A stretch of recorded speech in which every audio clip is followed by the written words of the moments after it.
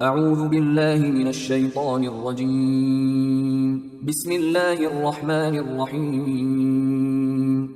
سورہ آل عمران آیات نمبر 156 تا 164 میں پچھلی آیات کے تسلسل میں جنگ احد کے حوالے سے مسلمانوں کو ان کی غلطیوں پر تنبیہ، نبی صلی اللہ علیہ وآلہ وسلم کو مسلمانوں کی غلطیوں سے درگزر کرنے کی ہدایت۔ اعوذ باللہ من الشیطان الرجیم یا ایہا الذین آمنوا لا تکونوا کالذین کفروا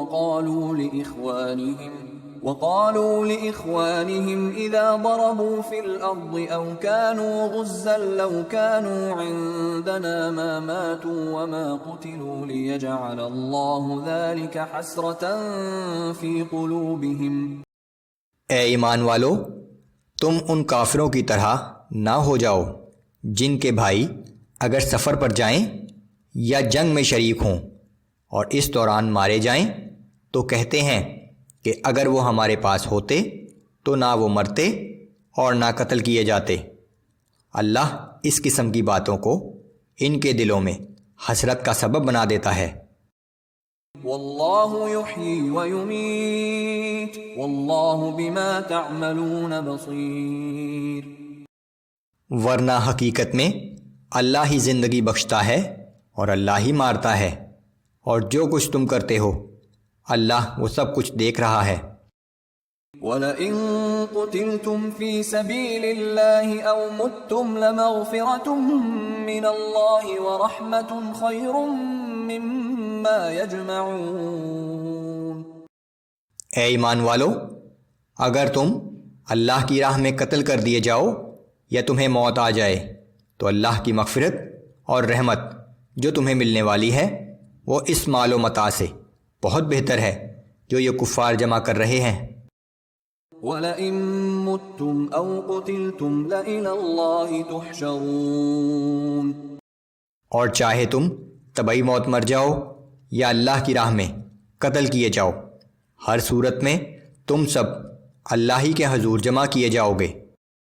فَبِمَا رَحْمَةٍ مِّنَ اللَّهِ لِنتَ لَهُمْ وَلَوْ كُنْتَ فَظًّا غَلِيظَ الْقَلْبِ لَانفَضُّوا مِنْ حَوْلِكَ فَاعْفُ عَنْهُمْ وَاسْتَغْفِرْ لَهُمْ وَشَاوِرْهُمْ فِي الْأَمْرِ۔ اے نبی صلی اللہ علیہ وآلہ وسلم، یہ اللہ کی طرف سے بڑی رحمت ہے کہ آپ ان کے حق میں نرم دل واقع ہوئے ہیں، اور اگر آپ سخت مزاج اور سنگ دل ہوتے تو یہ لوگ کبھی کے آپ کے پاس سے منتشر ہو چکے ہوتے۔ سو اب آپ ان کو معاف کر دیجئے اور ان کے لیے اللہ سے بخشش طلب کیجئے، اور اہم کاموں میں ان سے مشورہ کرتے رہا کیجئے۔ فَإِذَا عَزَمْتَ فَتَوَكَّلْ عَلَى اللَّهِ إِنَّ اللَّهَ يُحِبُّ الْمُتَوَكِّلِينَ۔ پھر جب آپ کسی کام کا پختہ ارادہ کر لیں تو اللہ پر بھروسہ کیجئے، بے شک اللہ کو وہ لوگ بہت پسند ہیں جو اسی پر بھروسہ کرتے ہیں۔ إِن يَنصُرْكُمُ اللَّهُ فَلَا غَالِبَ لَكُمْ وَإِن يَخْذُلْكُمْ فَمَن ذَا الَّذِي يَنصُرُكُم مِّن بَعْدِهِ وَعَلَى اللَّهِ فَلْيَتَوَكَّلِ الْمُؤْمِنُونَ۔ اگر اللہ تمہاری مدد فرمائے تو کوئی تم پر غالب نہیں آ سکتا، اور اگر وہ تمہیں بے سہارا چھوڑ دے تو پھر دوسرا کون ہے جو اس کے بعد تمہاری مدد کر سکے، اور مومنوں کو اللہ ہی پر بھروسہ کرنا چاہیے۔ وَمَا كَانَ لِنَبِيٍّ أَن يَغُلَّ وَمَن يَغْلُلْ يَأْتِ بِمَا غَلَّ يَوْمَ الْقِيَامَةِ ثُمَّ تُوَفَّى كُلُّ نَفْسٍ مَا كَسَبَتْ وَهُمْ لَا يُظْلَمُونَ۔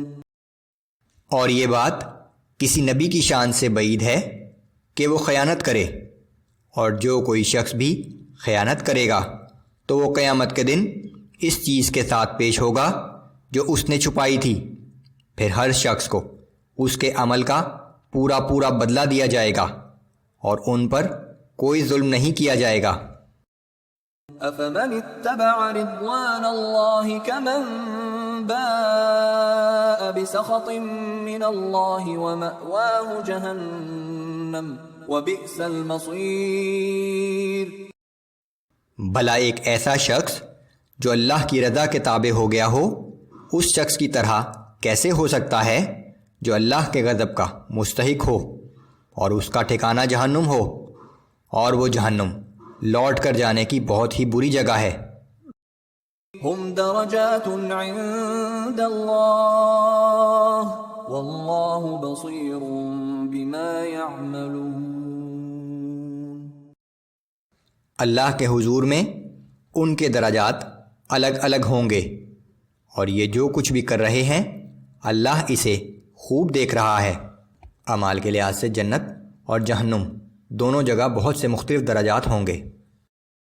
لقد من اللہ علی المؤمنین اذ بعث فیہم رسولا من انفسہم یتلو علیہم آیاتہ